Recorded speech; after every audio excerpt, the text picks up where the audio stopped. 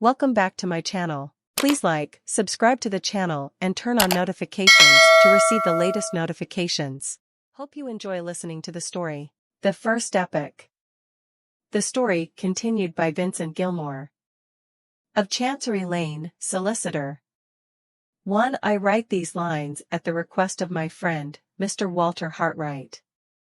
They are intended to convey a description of certain events which seriously affected Miss Fairley's interests, and which took place after the period of Mr. Hartwright's departure from Limmeridge House.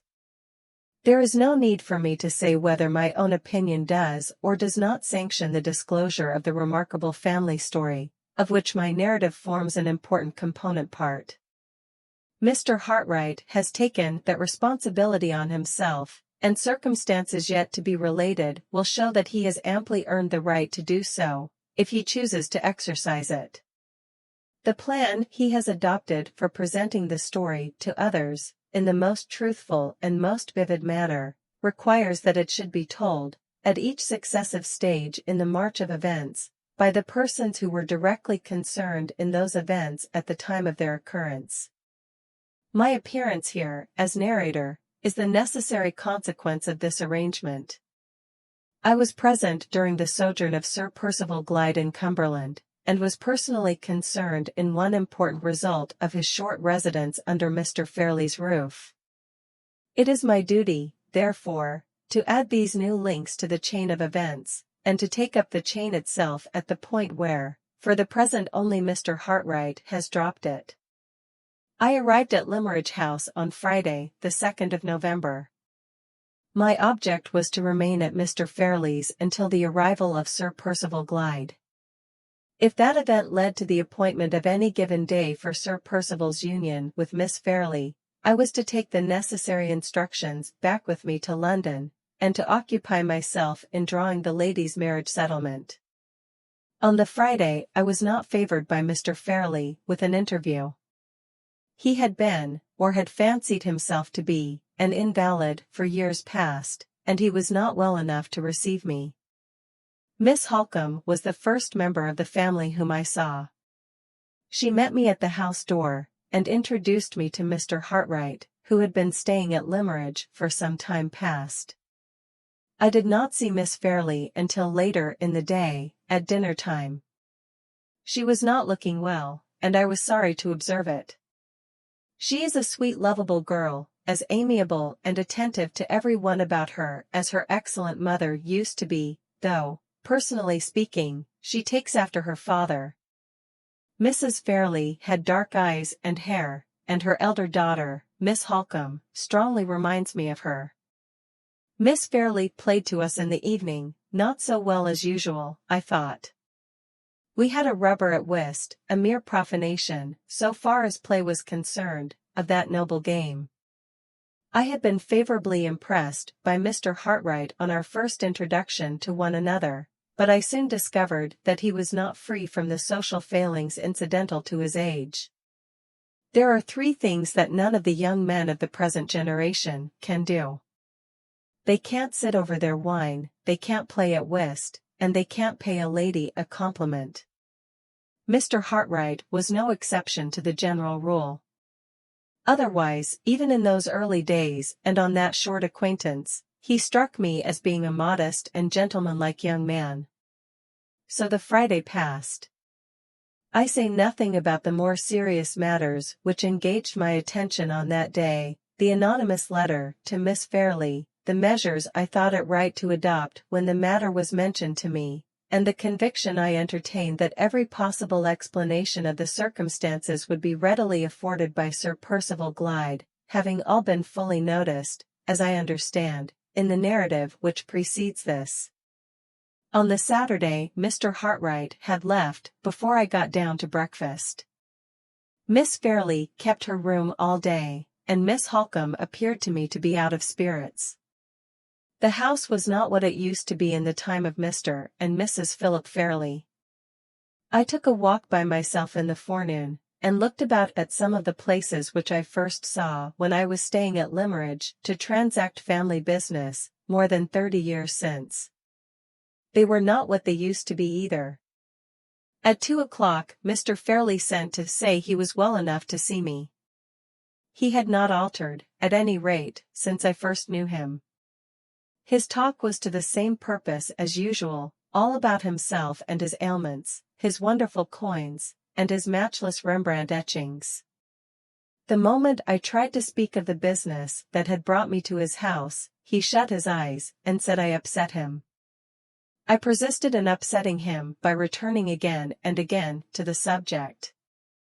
All I could ascertain was that he looked on his niece's marriage as a settled thing, that her father had sanctioned it, that he sanctioned it himself, that it was a desirable marriage, and that he should be personally rejoiced when the worry of it was over.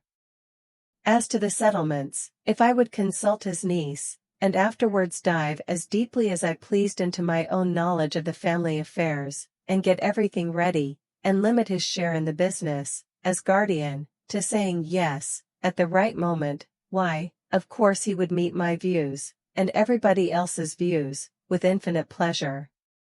In the meantime, there I saw him, a helpless sufferer, confined to his room. Did I think he looked as if he wanted teasing? No. Then why tease him? I might, perhaps, have been a little astonished at this extraordinary absence of all self-assertion on Mr. Fairley's part, in the character of guardian, if my knowledge of the family affairs had not been sufficient to remind me that he was a single man, and that he had nothing more than a life interest in the Limmeridge property. As matters stood, therefore, I was neither surprised nor disappointed at the result of the interview. Mr. Fairley had simply justified my expectations, and there was an end of it. Sunday was a dull day, out of doors and in.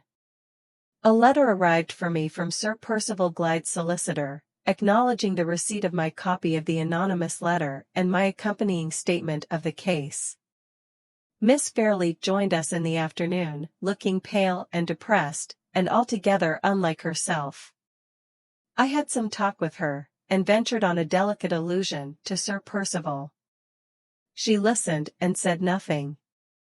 All other subjects she pursued willingly, but this subject she allowed to drop. I began to doubt whether she might not be repenting of her engagement, just as young ladies often do, when repentance comes too late. On Monday, Sir Percival Glyde arrived. I found him to be a most prepossessing man, so far as manners and appearance were concerned. He looked rather older than I had expected, his head being bald over the forehead, and his face somewhat marked and worn, but his movements were as active and his spirits as high as a young man's. His meeting with Miss Holcombe was delightfully hearty and unaffected, and his reception of me, upon my being presented to him, was so easy and pleasant that we got on together like old friends. Miss Fairley was not with us when he arrived, but she entered the room about 10 minutes afterwards. Sir Percival rose and paid his compliments with perfect grace. His evident concern on seeing the change for the worse in the young lady's looks was expressed with a mixture of tenderness and respect, with an unassuming delicacy of tone, voice, and manner, which did equal credit to his good breeding and his good sense. I was rather surprised, under these circumstances, to see that Miss Fairley continued to be constrained and uneasy in his presence, and that she took the first opportunity of leaving the room again. Sir Percival neither noticed the restraint in her reception of him, nor her sudden withdrawal from our society. He had not obtruded his attentions on her while she was present, and he did not embarrass Miss Holcombe by any allusion to her departure when she was gone. His tact and taste were never at fault on this or on any other occasion while I was in his company at Limmeridge House. As soon as Miss Fairley had left the room he spared us all embarrassment on the subject of the anonymous letter, by adverting to it of his own accord. He had stopped in London on his way from Hampshire, had seen his solicitor, had read the documents forwarded by me, and had travelled on to Cumberland, anxious to satisfy our minds by the speediest and the fullest explanation that words could convey. On hearing him express himself to this effect, I offered him the original letter, which I had kept for his inspection. He thanked me, and declined to look at it, saying that he had seen the copy, and that he was quite willing to leave the original in our hands. The statement itself, on which he immediately entered, was as simple and satisfactory as I had all along anticipated it would be. Mrs. Catherick, he informed us, had in past years laid him under some obligations for faithful services rendered to his family connections and to himself. She had been doubly unfortunate in being married to a husband who had deserted her, and in having an only child whose mental faculties had been in a disturbed condition from a very early age. Although her marriage had removed her to a part of Hampshire far distant from the neighborhood in which Sir Percival's property was situated, he had taken care not to lose sight of her, his friendly feeling towards the poor woman, in consideration of her past services, having been greatly strengthened by his admiration of the patience and courage with which she supported her calamities. In course of time, the symptoms of mental affliction in her unhappy daughter increased to such a serious extent as to make it a matter of necessity to place her under proper medical care. Mrs. Catherick herself recognized this necessity, but she also felt the prejudice common to persons occupying her respectable station, against allowing her child to be admitted, as a pauper, into a public asylum. Sir Percival had respected this prejudice, as he respected honest independence of feeling in any rank of life, and had resolved to mark his grateful sense of Mrs. Catherick's early attachment to the interests of himself and his family, by defraying the expense of her daughter's maintenance in a trustworthy private asylum.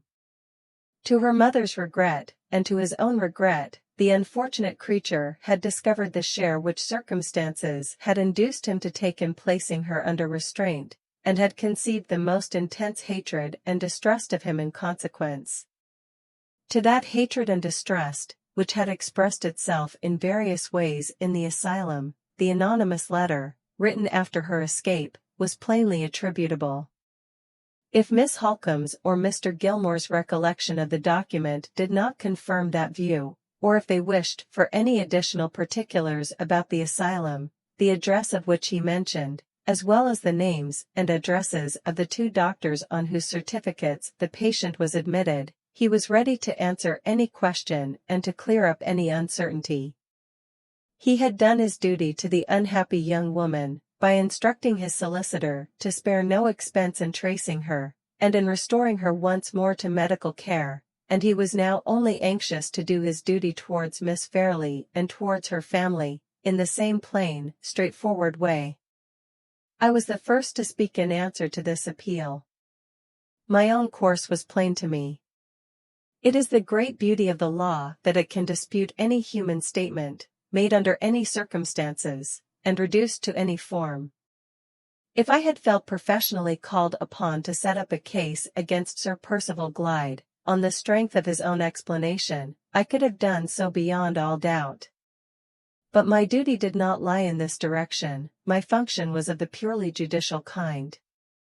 I was to weigh the explanation we had just heard, to allow all due force to the high reputation of the gentleman who offered it, and to decide honestly whether the probabilities, on Sir Percival's own showing, were plainly with him, or plainly against him. My own conviction was that they were plainly with him, and I accordingly declared that his explanation was, to my mind, unquestionably a satisfactory one. Miss Holcomb, after looking at me very earnestly, said a few words, on her side, to the same effect, with a certain hesitation of manner, however, which the circumstances did not seem to me to warrant. I am unable to say, positively, whether Sir Percival noticed this or not. My opinion is that he did, seeing that he pointedly resumed the subject, although he might now, with all propriety, have allowed it to drop. If my plain statement of facts had only been addressed to Mr. Gilmore, he said, I should consider any further reference to this unhappy matter as unnecessary. I may fairly expect Mr. Gilmore, as a gentleman, to believe me on my word, and when he has done me that justice, all discussion of the subject between us has come to an end. But my position with a lady is not the same. I owe to her, what I would concede to no man alive, a proof of the truth of my assertion. You cannot ask for that proof, Miss Holcombe, and it is therefore my duty to you, and still more to Miss Fairley, to offer it. May I beg that you will write at once to the mother of this unfortunate woman, to Mrs. Catherick, to ask for her testimony in support of the explanation which I have just offered to you. I saw Miss Holcombe change color, and look a little uneasy. Sir Percival's suggestion, politely as it was expressed, appeared to her, as it appeared to me, to point very delicately at the hesitation which her manner had betrayed a moment or two since. I hope, Sir Percival, you don't do me the injustice to suppose that I distrust you, she said quickly. Certainly not, Miss Holcombe. I make my proposal purely as an act of attention to you. Will you excuse my obstinacy if I still venture to press it? He walked to the writing table as he spoke, drew a chair to it, and opened the paper case. Let me beg you to write the note, he said, as a favor to me. It need not occupy you more than a few minutes. You have only to ask Mrs. Catherick 2 questions. First, if her daughter was placed in the asylum with her knowledge and approval. Secondly, if the share I took in the matter was such as to merit the expression of her gratitude towards myself. Mr. Gilmore's mind is at ease on this unpleasant subject, and your mind is at ease. Pray set my mind at ease also by writing the note. You oblige me to grant your request, Sir Percival, when I would much rather refuse it. With those words, Miss Holcombe rose from her place and went to the writing table. Sir Percival thanked her, handed her a pen, and then walked away towards the fireplace. Miss Fairley's little Italian greyhound was lying on the rug. He held out his hand, and called to the dog good-humoredly. Come, Nina, he said, we remember each other, don't we? The little beast, cowardly and cross-grained, as pet dogs usually are, looked up at him sharply, shrank away from his outstretched hand, whined, shivered, and hid itself under a sofa. It was scarcely possible that he could have been put out by such a trifle as a dog's reception of him, but I observed, nevertheless, that he walked away towards the window very suddenly. Perhaps his temper is irritable at times. If so, I can sympathize with him. My temper is irritable at times too. Miss Holcombe was not long in writing the note. When it was done she rose from the writing table, and handed the open sheet of paper to Sir Percival. He bowed, took it from her, folded it up immediately without looking at the contents, sealed it, wrote the address, and handed it back to her in silence. I never saw anything more gracefully and more becomingly done in my life. You insist on my posting this letter, Sir Percival? Said Miss Holcombe. I beg you will post it, he answered. And now that it is written and sealed up, allow me to ask 1 or 2 last questions about the unhappy woman to whom it refers. I have read the communication which Mr. Gilmore kindly addressed to my solicitor, describing the circumstances under which the writer of the anonymous letter was identified. But there are certain points to which that statement does not refer. Did Anne Catherick see Miss Fairley? Certainly not, replied Miss Holcombe. Did she see you? No. She saw nobody from the house then, except a certain Mr. Hartright, who accidentally met with her in the churchyard here. Nobody else. Mr. Hartright was employed at Limmeridge as a drawing master, I believe? Is he a member of one of the watercolor societies? I believe he is, answered Miss Holcombe. He paused for a moment, as if he was thinking over the last answer, and then added. Did you find out where Anne Catherick was living, when she was in this neighborhood? Yes. At a farm on the moor, called Todd's Corner. It is a duty we all owe to the poor creature herself to trace her, continued Sir Percival. She may have said something at Todd's Corner which may help us to find her. I will go there and make inquiries on the chance.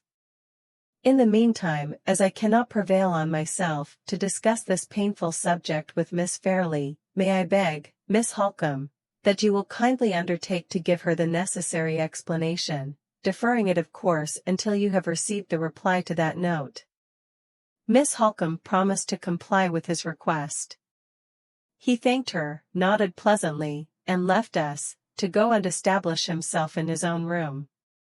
As he opened the door, the cross-grained greyhound poked out her sharp muzzle from under the sofa, and barked and snapped at him. "A good morning's work, Miss Holcombe," I said, as soon as we were alone. "Here is an anxious day well ended already." "Yes," she answered, "no doubt. I am very glad your mind is satisfied." "My mind? Surely, with that note in your hand, your mind is at ease too." "Oh yes, how can it be otherwise?" "I know the thing could not be," she went on, speaking more to herself than to me, "but I almost wish Walter Hartright had stayed here long enough to be present at the explanation, and to hear the proposal to me to write this note." I was a little surprised, perhaps a little piqued also, by these last words. Events, it is true, connected Mr. Hartright very remarkably with the affair of the letter, I said, and I readily admit that he conducted himself, all things considered, with great delicacy and discretion. But I am quite at a loss to understand what useful influence his presence could have exercised in relation to the effect of Sir Percival's statement on your mind or mine. "It was only a fancy," she said absently. "There is no need to discuss it, Mr. Gilmore. Your experience ought to be, and is, the best guide I can desire." I did not altogether like her thrusting the whole responsibility, in this marked manner, on my shoulders. If Mr. Fairley had done it, I should not have been surprised.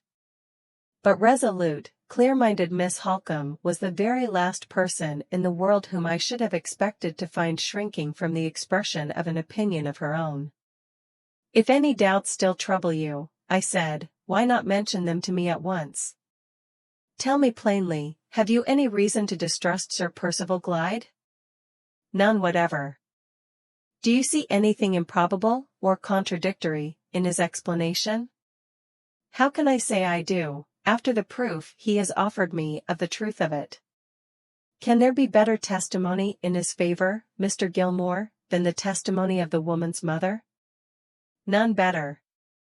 "If the answer to your note of inquiry proves to be satisfactory, I for one cannot see what more any friend of Sir Percival's can possibly expect from him." "Then we will post the note," she said, rising to leave the room, "and dismiss all further reference to the subject until the answer arrives. Don't attach any weight to my hesitation. I can give no better reason for it than that I have been over-anxious about Laura lately, and anxiety, Mr. Gilmore, unsettles the strongest of us." She left me abruptly, her naturally firm voice faltering as she spoke those last words. A sensitive, vehement, passionate nature, a woman of 10,000 in these trivial, superficial times. I had known her from her earliest years, I had seen her tested, as she grew up, in more than one trying family crisis, and my long experience made me attach an importance to her hesitation under the circumstances here detailed, which I should certainly not have felt in the case of another woman. I could see no cause for any uneasiness or any doubt, but she had made me a little uneasy, and a little doubtful, nevertheless. In my youth, I should have chafed and fretted under the irritation of my own unreasonable state of mind. In my age, I knew better, and went out philosophically to walk it off. 2. We all met again at dinner time. Sir Percival was in such boisterous high spirits that I hardly recognized him as the same man whose quiet tact, refinement, and good sense had impressed me so strongly at the interview of the morning. The only trace of his former self that I could detect reappeared every now and then, in his manner towards Miss Fairley. A look or a word from her suspended his loudest laugh, checked his gayest flow of talk, and rendered him all attention to her, and to no one else at table, in an instant. Although he never openly tried to draw her into the conversation, he never lost the slightest chance she gave him of letting her drift into it by accident, and of saying the words to her, under those favorable circumstances, which a man with less tact and delicacy would have pointedly addressed to her the moment they occurred to him.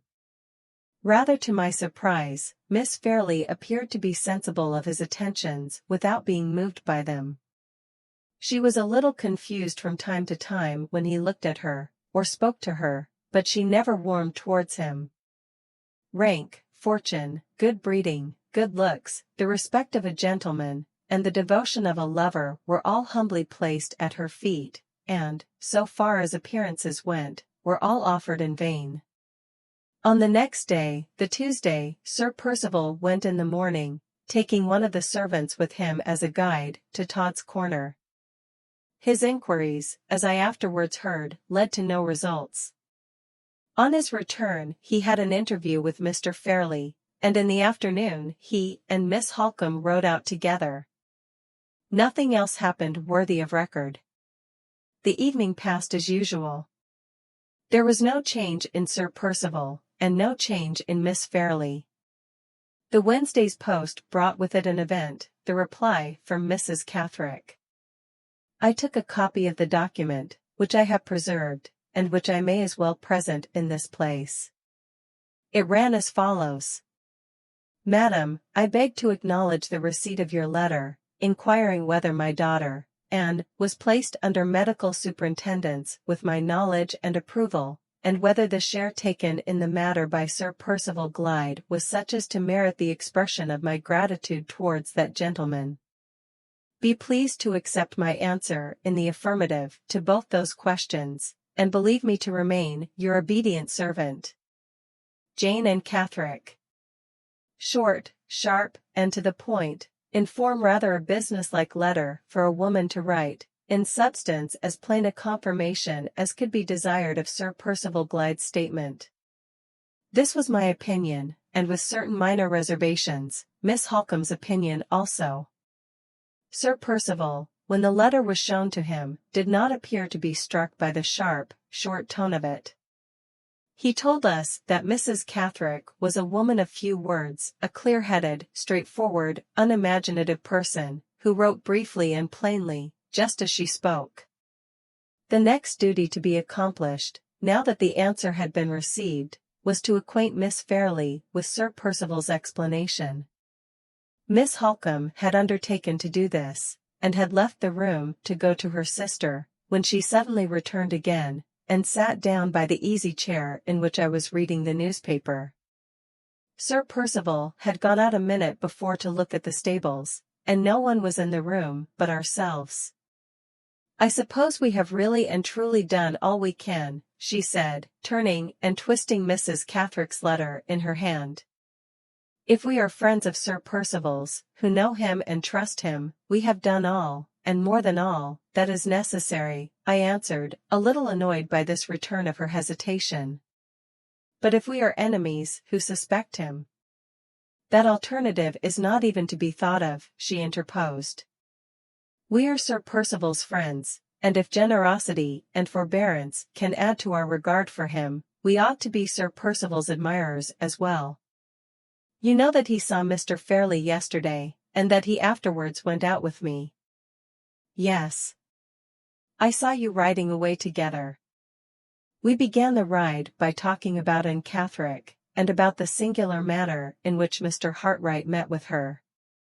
But we soon dropped that subject, and Sir Percival spoke next, in the most unselfish terms, of his engagement with Laura. He said he had observed that she was out of spirits, and he was willing, if not informed to the contrary, to attribute to that cause the alteration in her manner towards him during his present visit.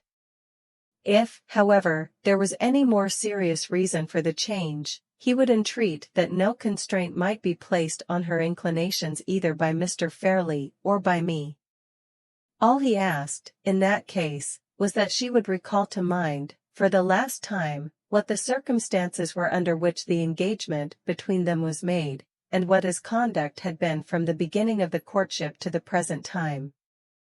If, after due reflection on those two subjects, she seriously desired that he should withdraw his pretensions to the honor of becoming her husband, and if she would tell him so plainly with her own lips, he would sacrifice himself by leaving her perfectly free to withdraw from the engagement. No man could say more than that, Miss Holcombe. As to my experience, few men in his situation would have said as much. She paused after I had spoken those words, and looked at me with a singular expression of perplexity and distress. "I accuse nobody, and I suspect nothing," she broke out abruptly.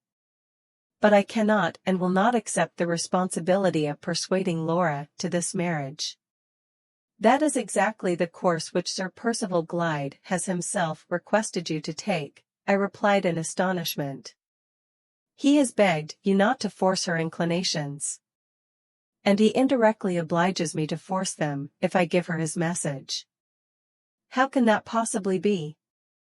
"Consult your own knowledge of Laura, Mr. Gilmore. If I tell her to reflect on the circumstances of her engagement, I at once appeal to two of the strongest feelings in her nature, to her love for her father's memory, and to her strict regard for truth. You know that she never broke a promise in her life. You know that she entered on this engagement at the beginning of her father's fatal illness, and that he spoke hopefully and happily of her marriage to Sir Percival Glyde on his deathbed. I own that I was a little shocked at this view of the case. "Surely," I said, "you don't mean to infer that when Sir Percival spoke to you yesterday, he speculated on such a result as you have just mentioned?" Her frank, fearless face answered for her before she spoke. "Do you think I would remain an instant in the company of any man whom I suspected of such baseness as that?" she asked angrily. I liked to feel her hearty indignation flash out on me in that way. We see so much malice and so little indignation in my profession. "In that case," I said, "excuse me if I tell you, in our legal phrase, that you are traveling out of the record. Whatever the consequences may be, Sir Percival has a right to expect that your sister should carefully consider her engagement from every reasonable point of view before she claims her release from it. If that unlucky letter has prejudiced her against him, go at once, and tell her that he has cleared himself in your eyes and in mine. What objection can she urge against him after that? What excuse can she possibly have for changing her mind about a man whom she had virtually accepted for her husband more than 2 years ago? In the eyes of law and reason, Mr. Gilmore, no excuse, I dare say. If she still hesitates, and if I still hesitate, you must attribute our strange conduct, if you like, to caprice in both cases, and we must bear the imputation as well as we can." With those words she suddenly rose and left me. When a sensible woman has a serious question put to her, and evades it by a flippant answer, it is a sure sign, in 99 cases out of 100, that she has something to conceal. I returned to the perusal of the newspaper, strongly suspecting that Miss Holcombe and Miss Fairley had a secret between them which they were keeping from Sir Percival, and keeping from me. I thought this hard on both of us, especially on Sir Percival. My doubts, or to speak more correctly, my convictions, were confirmed by Miss Holcombe's language and manner when I saw her again later in the day. She was suspiciously brief and reserved in telling me the result of her interview with her sister. Miss Fairley, it appeared, had listened quietly while the affair of the letter was placed before her in the right point of view. But when Miss Holcombe next proceeded to say that the object of Sir Percival's visit at Limmeridge was to prevail on her to let a day be fixed for the marriage, she checked all further reference to the subject by begging for time. If Sir Percival would consent to spare her for the present, she would undertake to give him his final answer before the end of the year. She pleaded for this delay with such anxiety and agitation that Miss Holcombe had promised to use her influence, if necessary, to obtain it, and there, at Miss Fairley's earnest entreaty, all further discussion of the marriage question had ended. The purely temporary arrangement thus proposed might have been convenient enough to the young lady, but it proved somewhat embarrassing to the writer of these lines. That morning's post had brought a letter from my partner, which obliged me to return to town the next day by the afternoon train. It was extremely probable that I should find no second opportunity of presenting myself at Limeridge House during the remainder of the year. In that case, supposing Miss Fairley ultimately decided on holding to her engagement, my necessary personal communication with her, before I drew her settlement, would become something like a downright impossibility, and we should be obliged to commit to writing questions which ought always to be discussed on both sides by word of mouth. I said nothing about this difficulty until Sir Percival had been consulted on the subject of the desired delay. He was too gallant a gentleman not to grant the request immediately. When Miss Holcombe informed me of this, I told her that I must absolutely speak to her sister before I left Limeridge, and it was, therefore, arranged that I should see Miss Fairley in her own sitting room the next morning. She did not come down to dinner, or join us in the evening. Indisposition was the excuse, and I thought Sir Percival looked, as well he might, a little annoyed when he heard of it.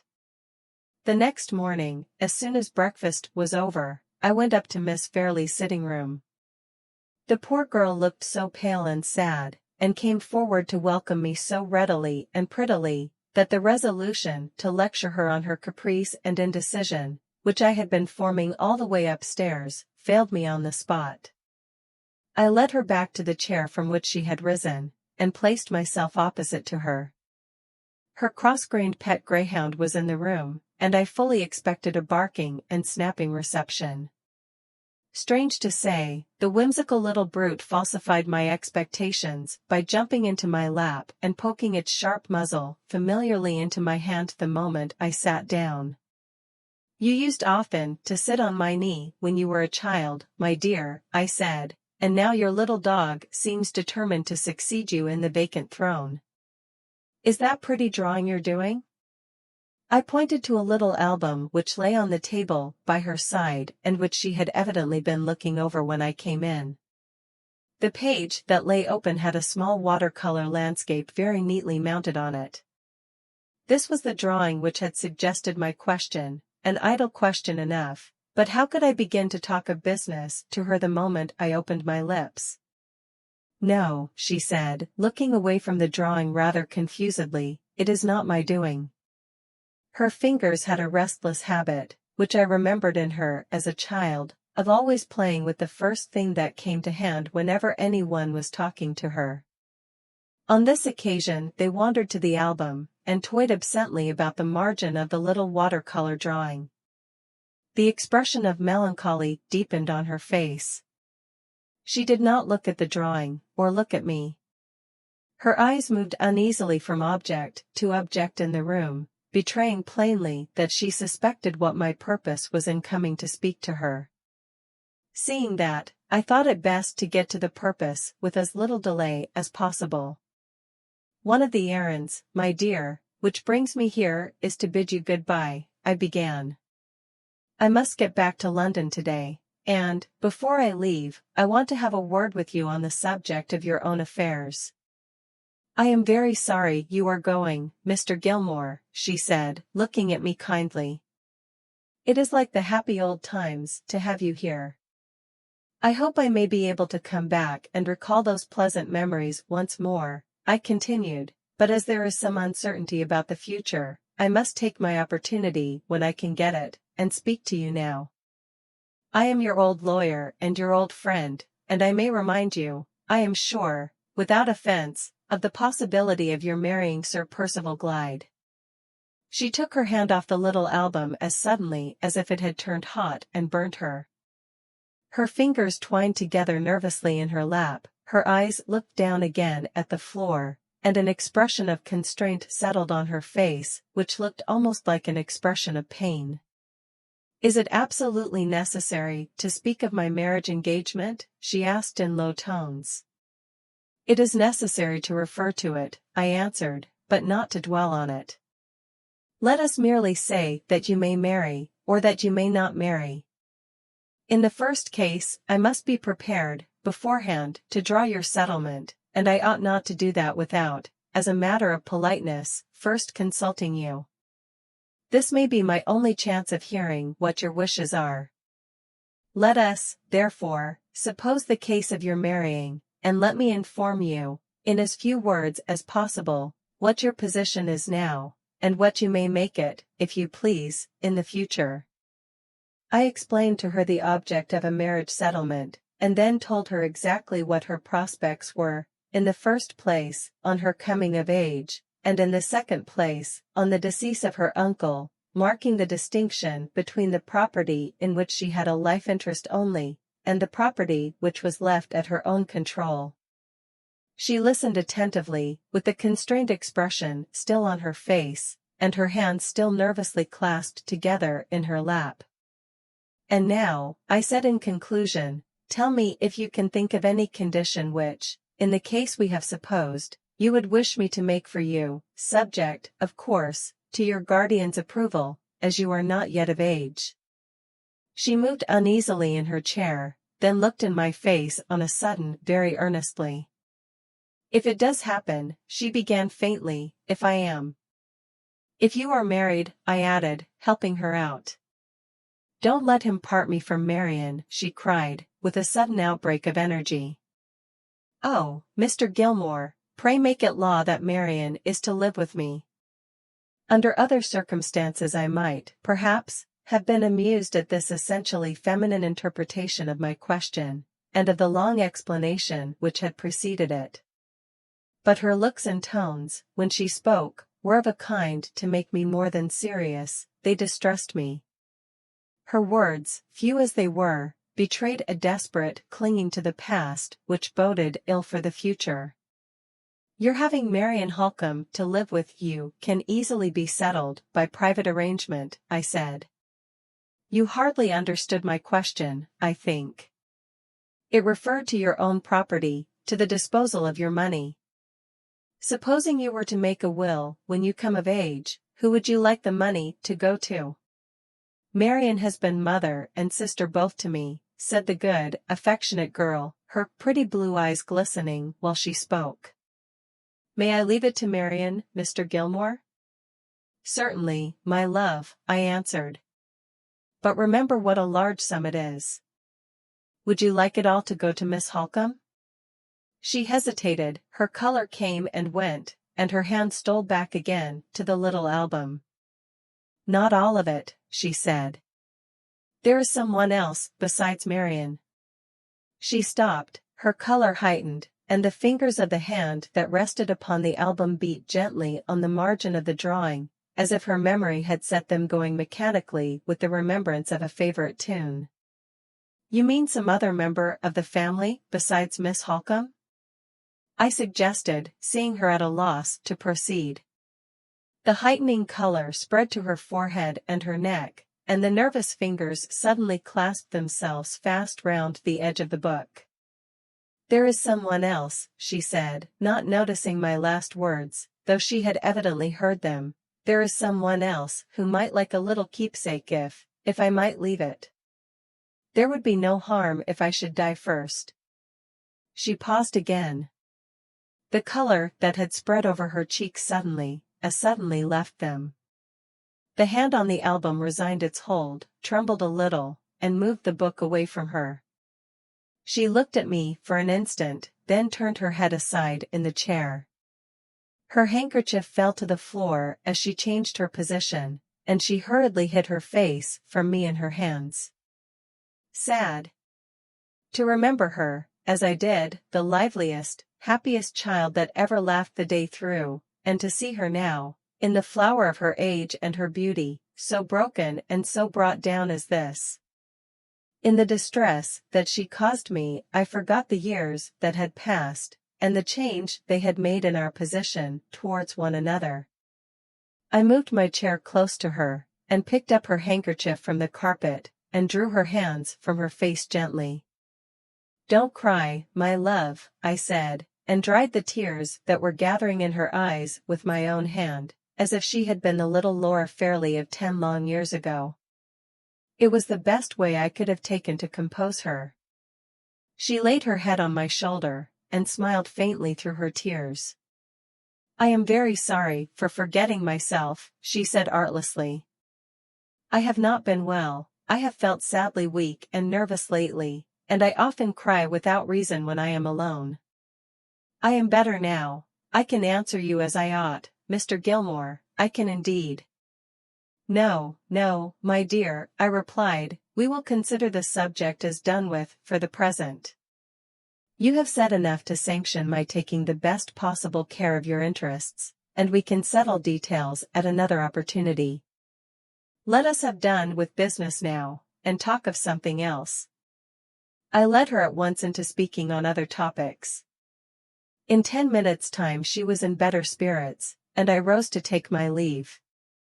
"Come here again," she said earnestly.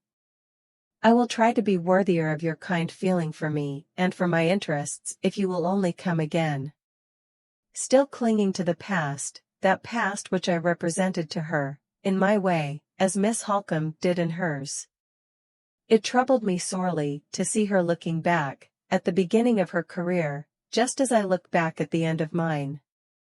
"If I do come again, I hope I shall find you better," I said, "better and happier." "God bless you, my dear." She only answered by putting up her cheek to me to be kissed. Even lawyers have hearts, and mine ached a little as I took leave of her. The whole interview between us had hardly lasted more than half an hour. She had not breathed a word, in my presence, to explain the mystery of her evident distress and dismay at the prospect of her marriage, and yet she had contrived to win me over to her side of the question, I neither knew how nor why. I had entered the room, feeling that Sir Percival Glyde had fair reason to complain of the manner in which she was treating him. I left it, secretly hoping that matters might end in her taking him at his word and claiming her release. A man of my age and experience ought to have known better than to vacillate in this unreasonable manner. I can make no excuse for myself, I can only tell the truth, and say, so it was. The hour for my departure was now drawing near. I sent to Mr. Fairley to say that I would wait on him to take leave if he liked, but that he must excuse my being rather in a hurry. He sent a message back, written in pencil on a slip of paper, "Kind love and best wishes, dear Gilmore. Hurry of any kind is inexpressibly injurious to me. Pray take care of yourself. Goodbye." Just before I left I saw Miss Holcombe for a moment alone. "Have you said all you wanted to Laura?" she asked. "Yes," I replied. "She is very weak and nervous. I am glad she has you to take care of her." Miss Holcombe's sharp eyes studied my face attentively. "You are altering your opinion about Laura," she said. "You are readier to make allowances for her than you were yesterday. No sensible man ever engages, unprepared, in a fencing match of words with a woman." I only answered, "Let me know what happens. I will do nothing till I hear from you." She still looked hard in my face. "I wish it was all over, and well over, Mr. Gilmore, and so do you." With those words she left me. Sir Percival most politely insisted on seeing me to the carriage door.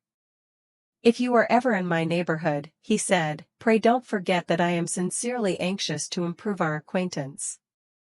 The tried and trusted old friend of this family will be always a welcome visitor in any house of mine.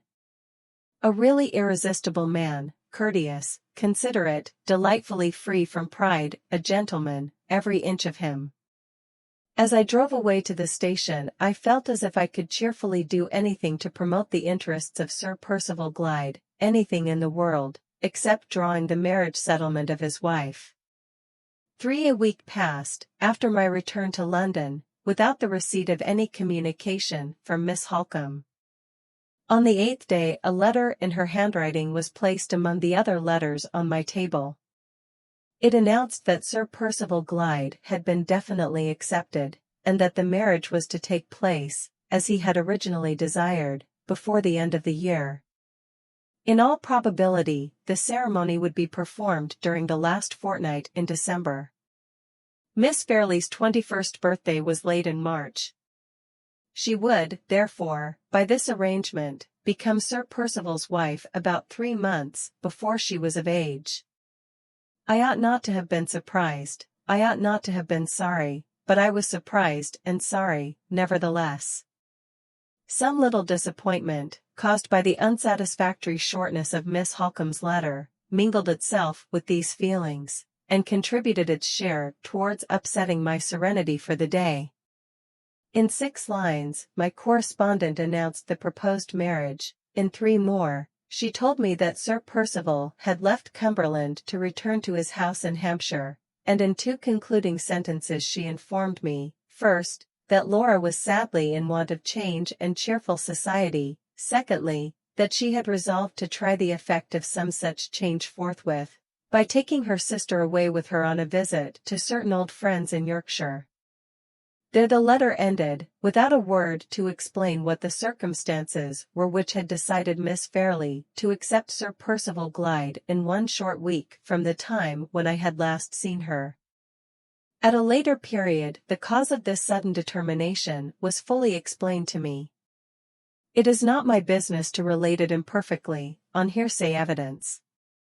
The circumstances came within the personal experience of Miss Holcombe, and when her narrative succeeds mine, she will describe them in every particular exactly as they happened.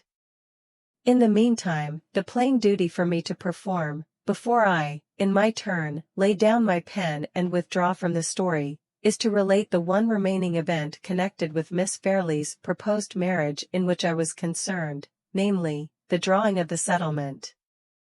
It is impossible to refer intelligibly to this document without first entering into certain particulars in relation to the bride's pecuniary affairs. I will try to make my explanation briefly and plainly, and to keep it free from professional obscurities and technicalities. The matter is of the utmost importance.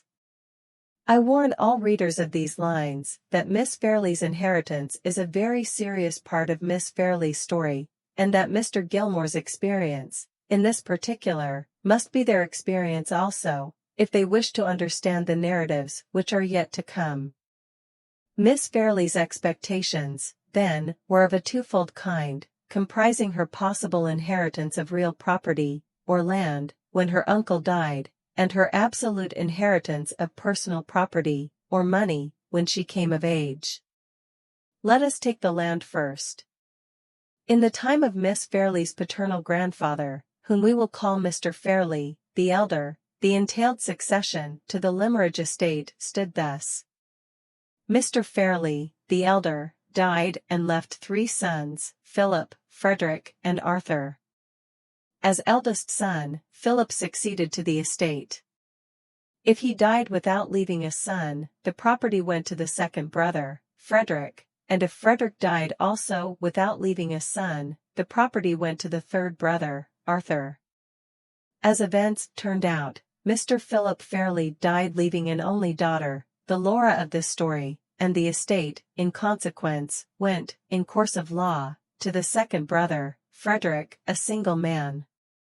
The third brother, Arthur, had died many years before the decease of Philip, leaving a son and a daughter. The son, at the age of 18, was drowned at Oxford. His death left Laura, the daughter of Mr. Philip Fairley, presumptive heiress to the estate, with every chance of succeeding to it, in the ordinary course of nature, on her uncle Frederick's death, if the said Frederick died without leaving male issue. Except in the event, then, of Mr. Frederick Fairley's marrying and leaving an heir, the 2 very last things in the world that he was likely to do, his niece, Laura, would have the property on his death, possessing, it must be remembered, nothing more than a life interest in it.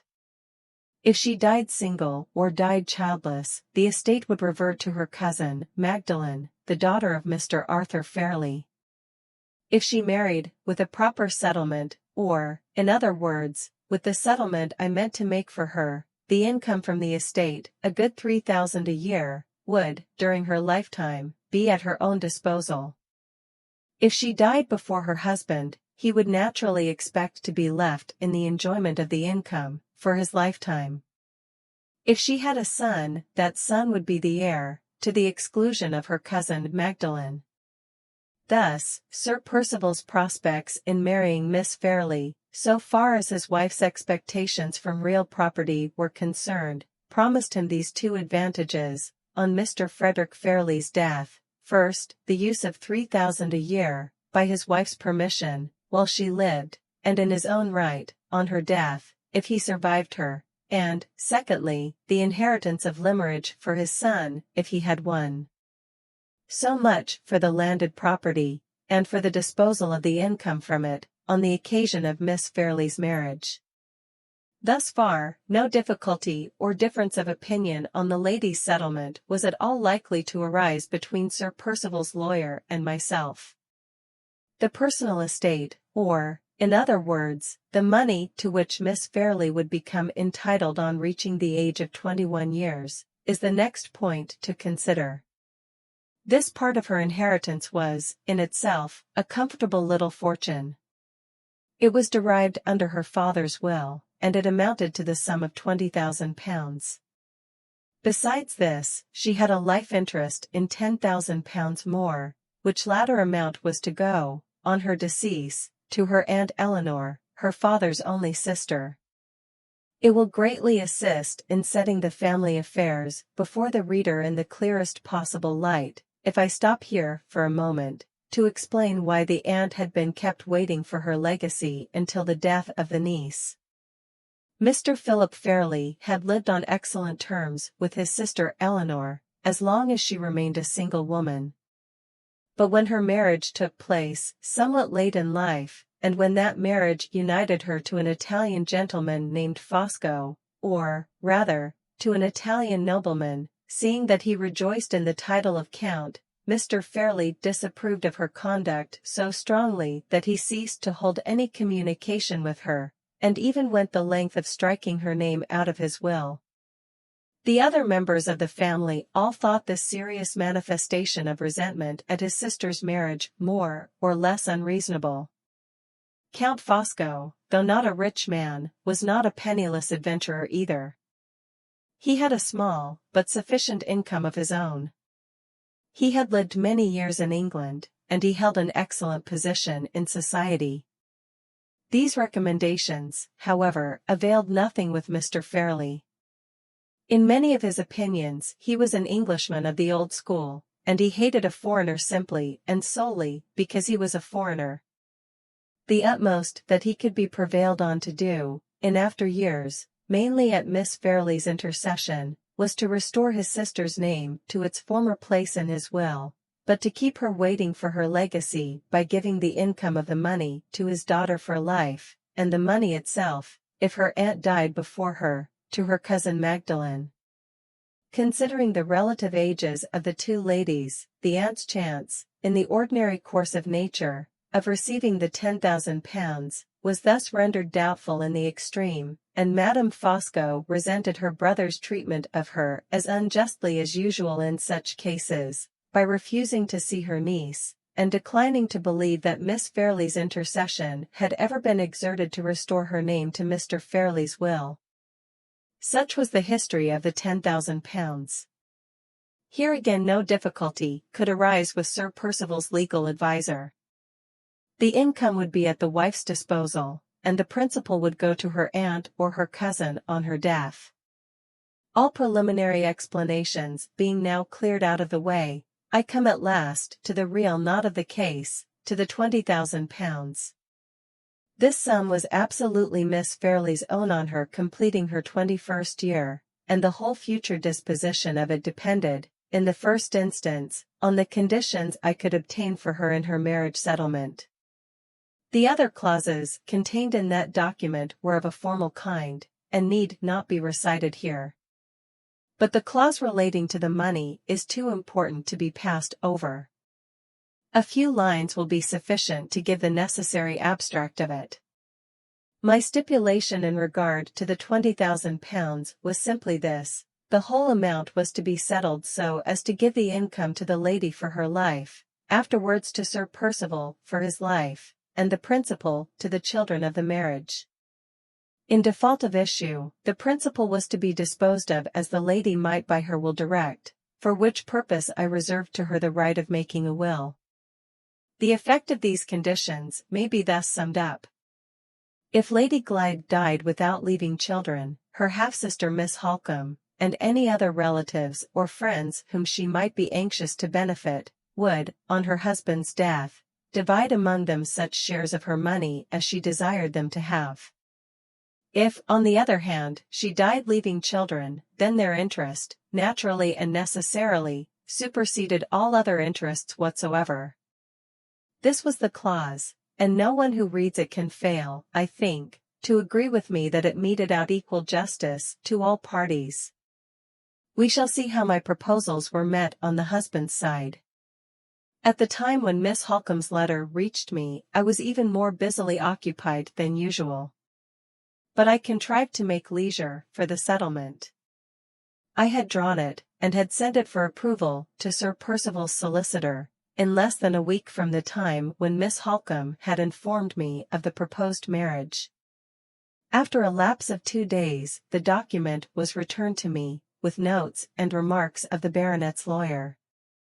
His objections, in general, proved to be of the most trifling and technical kind, until he came to the clause relating to the £20,000. Against this, there were double lines drawn in red ink, and the following note was appended to them. Not admissible. The principal to go to Sir Percival Glyde, in the event of his surviving Lady Glyde, and there being no issue. That is to say, not 1 farthing of the £20,000 was to go to Miss Holcombe, or to any other relative or friend of Lady Glyde's. The whole sum, if she left no children, was to slip into the pockets of her husband. The answer I wrote to this audacious proposal was as short and sharp as I could make it. My dear Sir, Miss Fairley's settlement. I maintain the clause to which you object, exactly as it stands. Yours truly. The rejoinder came back in a quarter of an hour. My dear Sir, Miss Fairley's settlement. I maintain the red ink to which you object, exactly as it stands. Yours truly. In the detestable slang of the day, we were now both at a deadlock, and nothing was left for it but to refer to our clients on either side. As matters stood, my client, Miss Fairley, not having yet completed her 21st year, Mr. Frederick Fairley, was her guardian. I wrote by that day's post, and put the case before him exactly as it stood, not only urging every argument I could think of to induce him to maintain the clause as I had drawn it, but stating to him plainly the mercenary motive which was at the bottom of the opposition to my settlement of the £20,000. The knowledge of Sir Percival's affairs, which I had necessarily gained when the provisions of the deed on his side were submitted in due course to my examination, had but too plainly informed me that the debts on his estate were enormous, and that his income, though nominally a large one, was virtually, for a man in his position, next to nothing. The want of ready money was the practical necessity of Sir Percival's existence, and his lawyer's note on the clause in the settlement was nothing but the frankly selfish expression of it.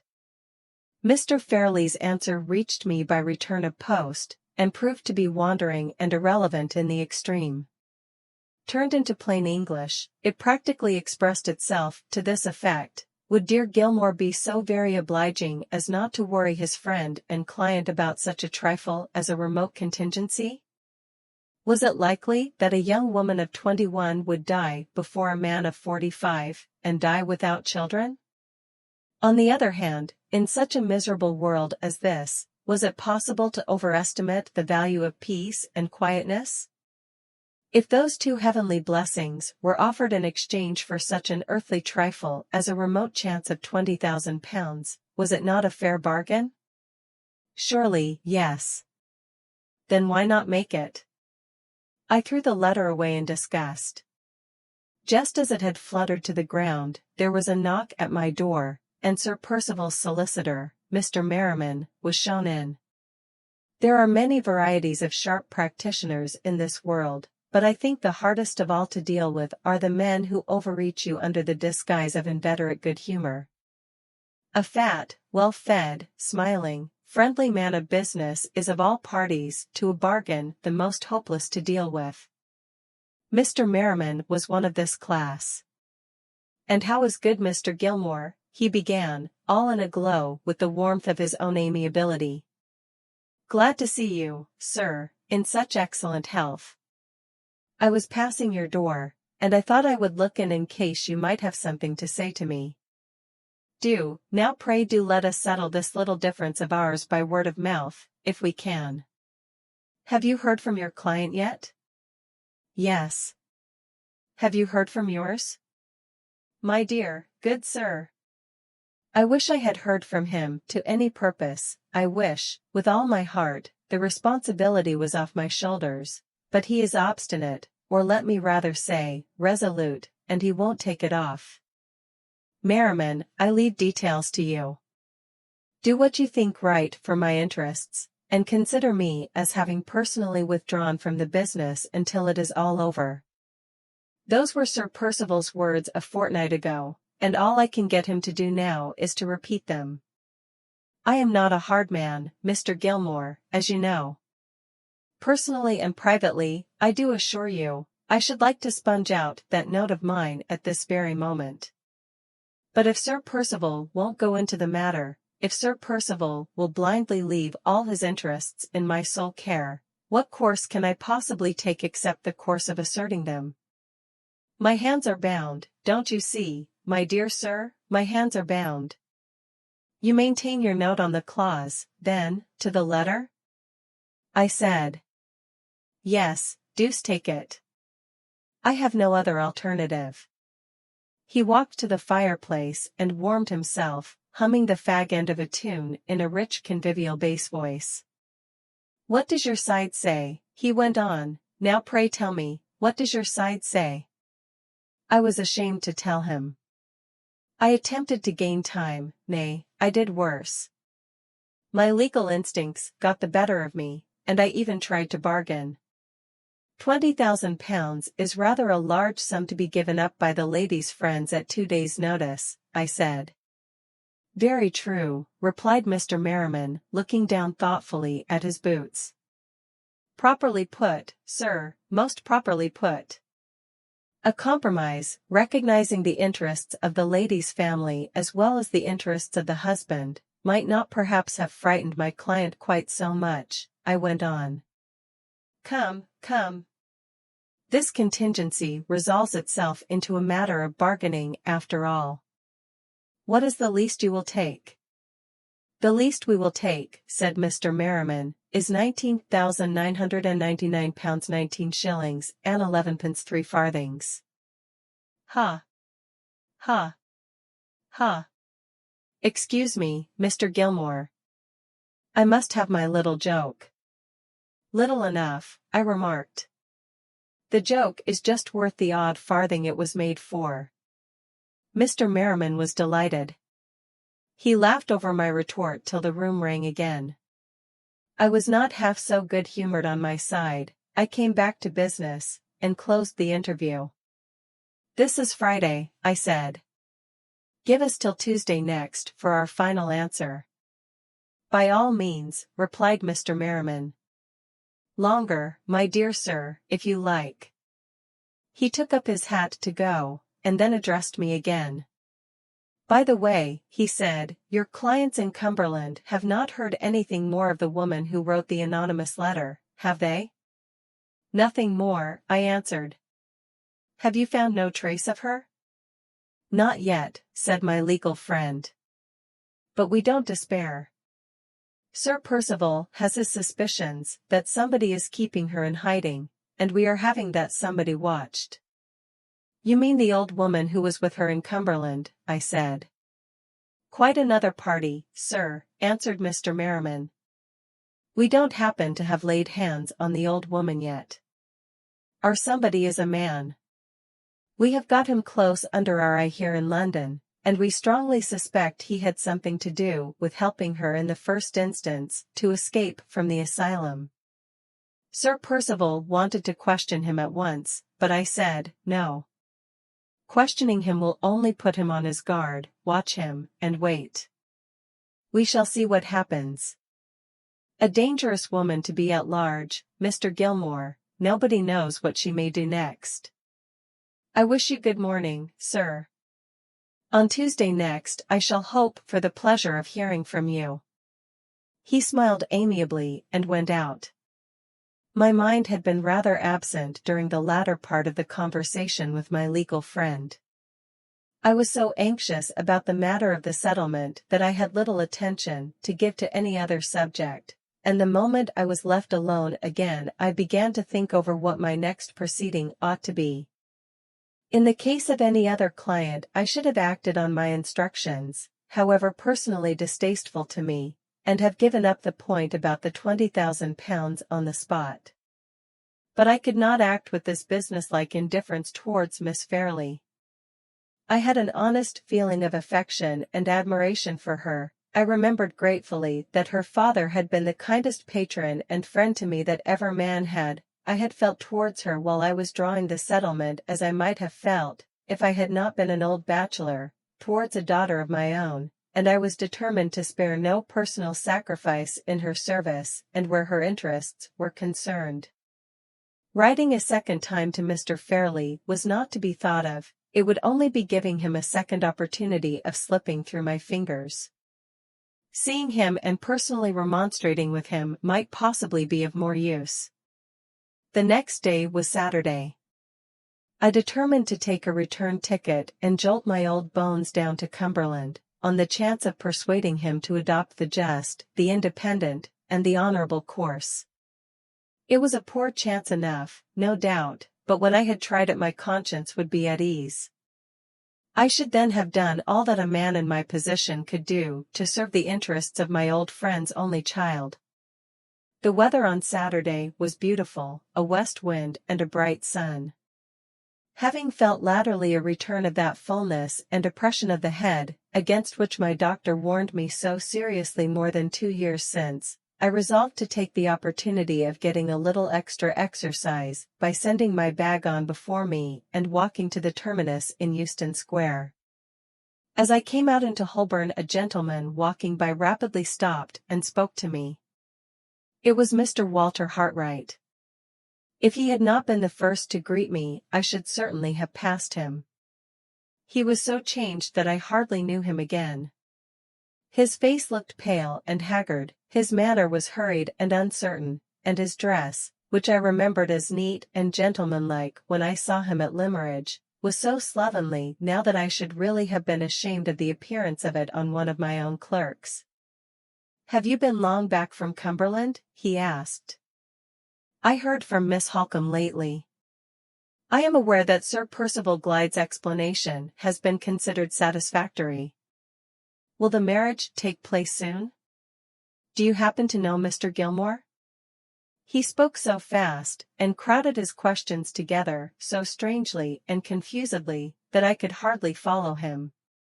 However accidentally intimate he might have been with the family at Limmeridge, I could not see that he had any right to expect information on their private affairs, and I determined to drop him, as easily as might be, on the subject of Miss Fairlie's marriage. "Time will show, Mr. Hartright," I said, "time will show. I dare say if we look out for the marriage in the papers we shall not be far wrong. Excuse my noticing it, but I am sorry to see you not looking so well as you were when we last met." A momentary nervous contraction quivered about his lips and eyes, and made me half reproach myself for having answered him in such a significantly guarded manner. "I had no right to ask about her marriage," he said bitterly. "I must wait to see it in the newspapers like other people. Yes," he went on before I could make any apologies, "I have not been well lately. I am going to another country, to try a change of scene and occupation. Miss Holcombe has kindly assisted me with her influence, and my testimonials have been found satisfactory.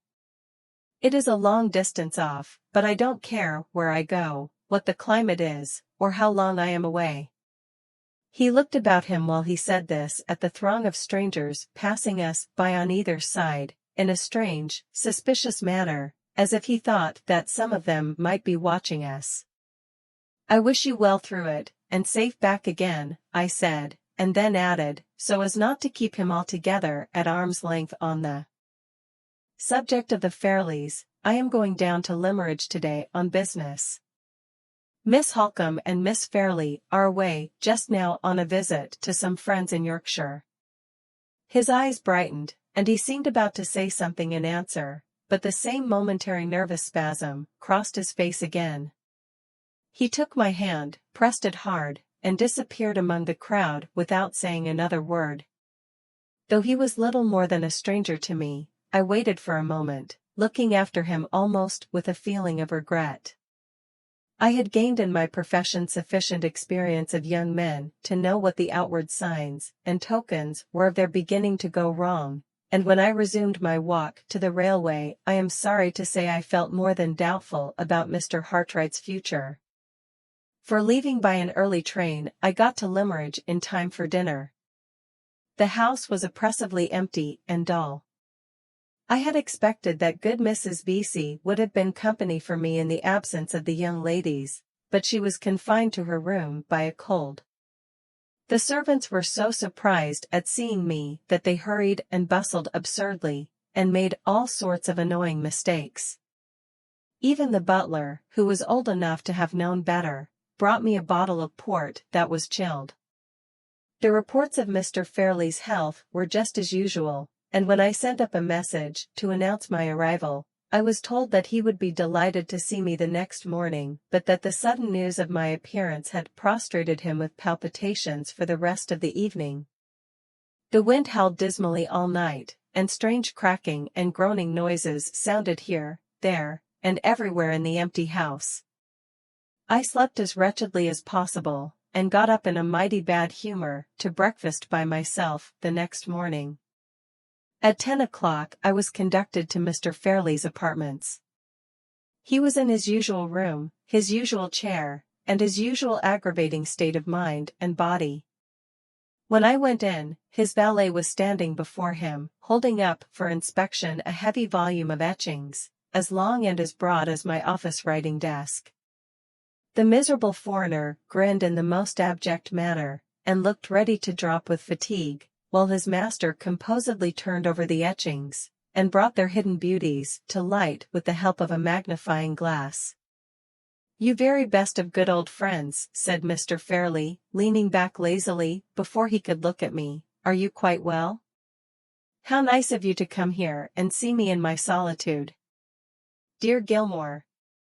I had expected that the valet would be dismissed when I appeared, but nothing of the sort happened. There he stood, in front of his master's chair, trembling under the weight of the etchings, and there Mr. Fairley sat, serenely twirling the magnifying glass between his white fingers and thumbs. "I have come to speak to you on a very important matter," I said, "and you will therefore excuse me if I suggest that we had better be alone." The unfortunate valet looked at me gratefully. Mr. Fairley faintly repeated my last 3 words, "better be alone," with every appearance of the utmost possible astonishment. I was in no humor for trifling, and I resolved to make him understand what I meant. "Oblige me by giving that man permission to withdraw," I said, pointing to the valet. Mr. Fairley arched his eyebrows and pursed up his lips in sarcastic surprise. "Man," he repeated. "You provoking old Gilmore, what can you possibly mean by calling him a man? He's nothing of the sort. He might have been a man half an hour ago, before I wanted my etchings, and he may be a man half an hour hence, when I don't want them any longer. At present, he is simply a portfolio stand." "Why object, Gilmore, to a portfolio stand?" "I do object. For the 3rd time, Mr. Fairley, I beg that we may be alone."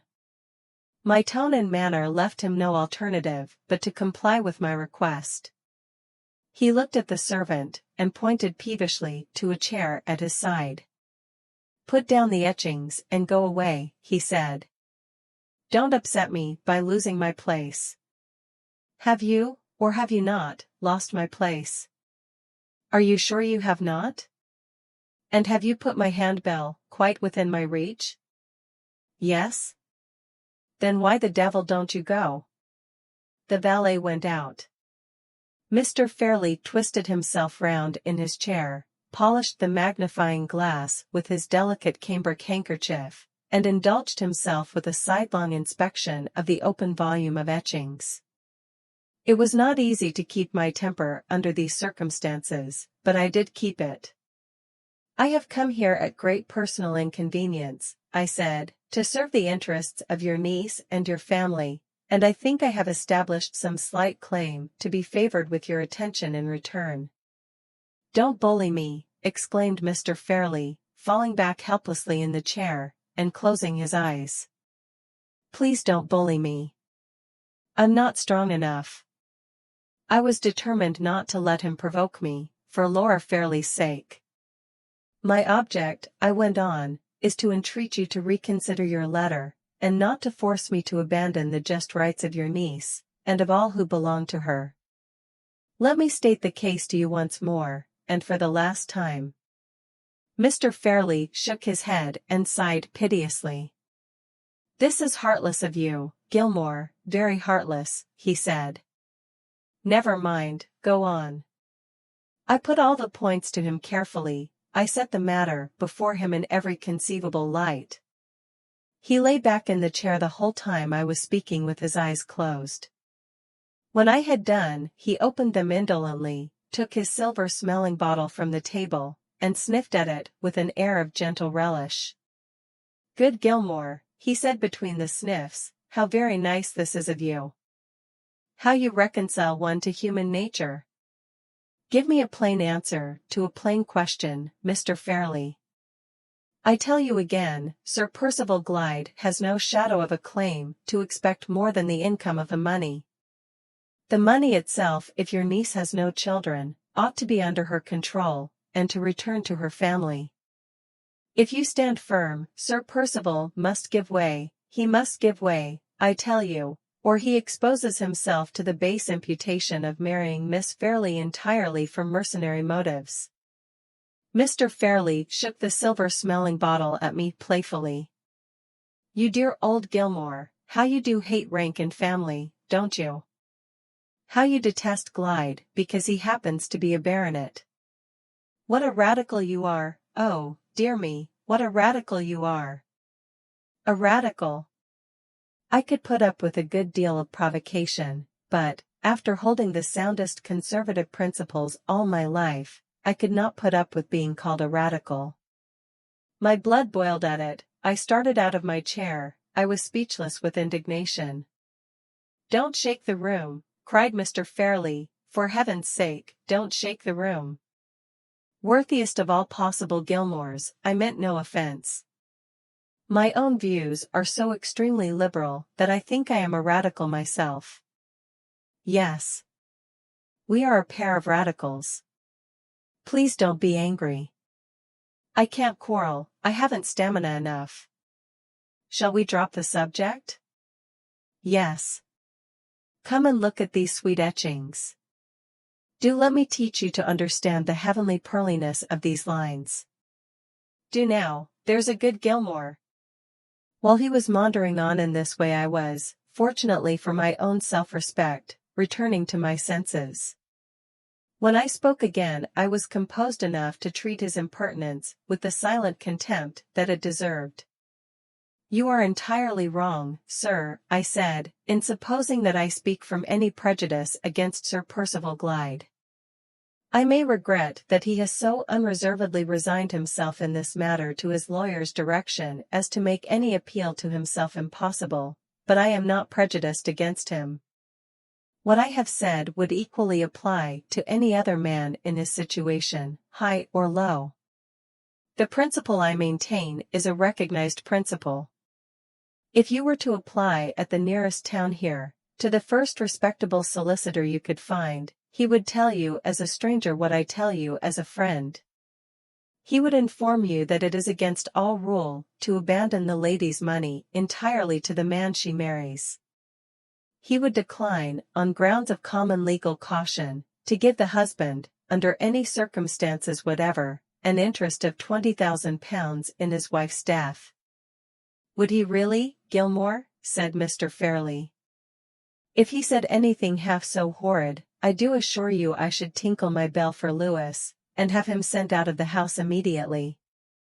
You shall not irritate me, Mr. Fairley, for your niece's sake and for her father's sake, you shall not irritate me. You shall take the whole responsibility of this discreditable settlement on your own shoulders, before I leave the room. Don't, now please don't, said Mr. Fairley. Think how precious your time is, Gilmore, and don't throw it away. I would dispute with you if I could, but I can't, I haven't stamina enough. You want to upset me, to upset yourself, to upset Glyde, and to upset Laura, and, oh, dear me, all for the sake of the very last thing in the world that is likely to happen. No, dear friend, in the interests of peace and quietness, positively no. I am to understand, then, that you hold by the determination expressed in your letter? Yes, please. So glad we understand each other at last. Sit down again, do. I walked at once to the door, and Mr. Fairley resignedly tinkled his handbell. Before I left the room I turned round and addressed him for the last time. Whatever happens in the future, sir, I said, remember that my plain duty of warning you has been performed. As the faithful friend and servant of your family, I tell you, at parting, that no daughter of mine should be married to any man alive under such a settlement as you are forcing me to make for Miss Fairley. The door opened behind me, and the valet stood waiting on the threshold. Lewis, said Mr. Fairley, show Mr. Gilmore out, and then come back and hold up my etchings for me again. Make them give you a good lunch downstairs. Do, Gilmore, make my idle beasts of servants give you a good lunch. I was too much disgusted to reply. I turned on my heel, and left him in silence. There was an up train at 2 o'clock in the afternoon, and by that train I returned to London. On the Tuesday I sent in the altered settlement, which practically disinherited the very persons whom Miss Fairley's own lips had informed me she was most anxious to benefit. I had no choice. Another lawyer would have drawn up the deed if I had refused to undertake it. My task is done. My personal share in the events of the family story extends no farther than the point which I have just reached. Other pens than mine will describe the strange circumstances which are now shortly to follow.